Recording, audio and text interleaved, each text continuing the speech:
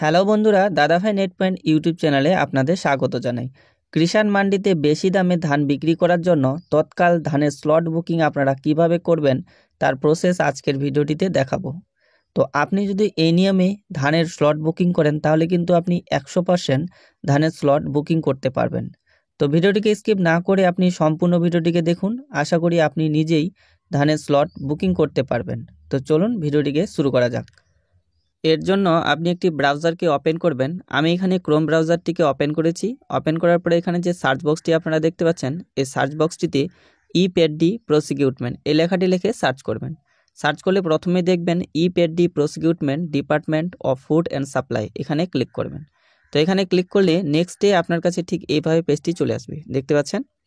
তো এখান থেকে আপনি এখানে দেখতে পাচ্ছেন 3 নম্বরে রয়েছে ফার্মার সেলফ শিডিউলিং। এই যে 3 নম্বরে ফার্মার সেলফ শিডিউলিং দেখতে পাচ্ছেন, এখানে আপনারা ক্লিক করবেন। তো এখানে ক্লিক করলে নেক্সটে আপনার কাছে ঠিক এভাবে আসবে। এখানে দেখতে পাচ্ছেন যে রেজিস্ট্রেশন নাম্বার, তো আপনার যে রেজিস্ট্রেশন নাম্বার সেই রেজিস্ট্রেশন নাম্বারটি এখানে দিয়ে দেবেন। দেওয়ার পরে এই ক্যাপচার কোডটি এই ঘরে বসাবেন। তো আমি এখানে আমার রেজিস্ট্রেশন নাম্বারটি দিয়ে দিচ্ছি। রেজিস্ট্রেশন নাম্বার দেওয়ার ক্ষেত্রে আপনারা অবশ্যই মনে রাখবেন কোনো রকম ভুল কিন্তু এন্টার করবেন না। ভুল করলে কিন্তু আপনি এখান থেকে বুকিং করতে পারবেন না। রেজিস্ট্রেশন নাম্বার দেওয়ার পরে এখানে যে ক্যাপচার কোডটি রয়েছে, ক্যাপচার কোডটিও আপনারা সেম লিখবেন, ছোট বড় যেমন আছে তেমনই লিখতে হবে। তারপরে সাবমিট করবেন। সাবমিট করলে এখানে একটু প্রসেসিং হবে। তারপরে দেখবেন যে আপনার আধার কার্ডে যে মোবাইল নাম্বারটি রেজিস্টার রয়েছে, অর্থাৎ আপনার কৃষাণ মান্ডি কার্ডে যে নাম্বারটি রয়েছে সেই নাম্বারে একটি ওটিপি চলে যাবে। সেই ওটিপিটি আপনাকে কিন্তু এখানে দিতে হবে, দেখতে পাচ্ছেন। তো ওটিপি খুব তাড়াতাড়ি আপনারা দেওয়ার চেষ্টা করবেন, এখানে কিন্তু আপনারা দেরি করবেন না। ওটিপি দেওয়ার পরে এখানে সাবমিট অপশানটিতে আপনারা ক্লিক করবেন। তো সাবমিট করলে এখানে একটু প্রসেসিং হবে। আপনারা কিন্তু কোনো রকম রিফ্রেশ এখানে করবেন না। রিফ্রেশ করলেই আপনি কিন্তু বুকিং করতে পারবেন না। তো এখানে রিফ্রেশ করবেন না, ওয়েট করবেন। তো দেখতে পাচ্ছেন এখানে সম্পূর্ণ কৃষকের তথ্য চলে আসবে, যেমন কৃষকের নাম আসবে এবং সে ধান দিয়েছে কিনা সেটা দেখতে পাবেন এবং সে কতগুলো ধান দিতে পারবে সেটাও দেখতে পাবেন। তো এখানে কনফার্ম করে দেবেন আপনারা। কনফার্ম করার পরে একটু ওয়েট করবেন। ওয়েট করলে আপনার কাছে ঠিক এইভাবে চলে আসবে, দেখতে পাচ্ছেন। তো এখানে কৃষকের ডিস্ট্রিক্ট অলরেডি কিন্তু সিলেক্ট থাকবে, আপনি ডিস্ট্রিক্ট চেঞ্জ করতে পারবেন না। নিচে এখানে আপনি দেখতে পাচ্ছেন যে ধান ক্রয়ের ব্লক, তো এখান থেকে ক্লিক করে আপনি আপনার ব্লকটিকে সিলেক্ট করবেন, যে ব্লকে আপনি ধান দিবেন। তো এখানে নিজের ব্লকে সিলেক্ট করার চেষ্টা করবেন। তো ব্লক সিলেক্ট করলে একটু আপনাকে ওয়েট করতে হবে, দেখতে পাচ্ছেন উপরে এখানে পেজটি কিন্তু সার্চ হচ্ছে। তো যতক্ষণ পর্যন্ত সার্চ না হয় আপনি কিন্তু এখানে ওয়েট করবেন। তো দেখতে পাচ্ছেন ব্লক সিলেক্ট হয়ে গেছে। এবার ধান ক্রয় কেন্দ্রের নাম, অর্থাৎ আপনি যে কিষাণ মান্ডিতে ধান দিবেন সেই কিষাণ মান্ডিটি এই লিস্ট থেকে আপনি সিলেক্ট করবেন। তো আপনি আপনার নিকটবর্তী কিষাণ মান্ডিকে সিলেক্ট করবেন। সিলেক্ট করার পরে একটু ওয়েট করবেন। এখানে কিন্তু তাড়াহুড়া করবেন না, আস্তে আস্তে কাজটা করবেন। যতক্ষণ না পেজটি সার্চ হয় আপনারা নেক্সট করবেন না। এরপরে আপনি কতগুলো ধান দিবেন, অর্থাৎ কত কুইন্টাল ধান দিবেন সেই কুইন্টাল আপনাকে এখানে লিখতে হবে। তো এখানে আমরা 30 কুইন্টাল দিব, তো আমরা 30 লিখলাম। এরপরে এখানে ডেট সিলেক্ট করতে হবে, আপনি কোন ডেটে ধানটি দিবেন।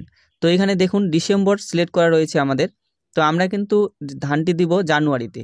তো এই যে এরো চিহ্নটি রয়েছে এখানে আপনারা ক্লিক করবেন। এখানে ক্লিক করলে এখানে কিন্তু চেঞ্জ হবে। তো এখানে ডিসেম্বর রয়েছে, ডিসেম্বরটা চেঞ্জ হয়ে কিন্তু এখানে জানুয়ারি চলে আসবে, দেখতে পাচ্ছেন এখানে জানুয়ারি চলে এসেছে। এরপরে আপনি জানুয়ারি কত তারিখে ধানটি দিবেন সেটা সিলেক্ট করবেন। তো আমরা 4 তারিখে দিব, এখানে 4 তারিখে সিলেক্ট করলাম।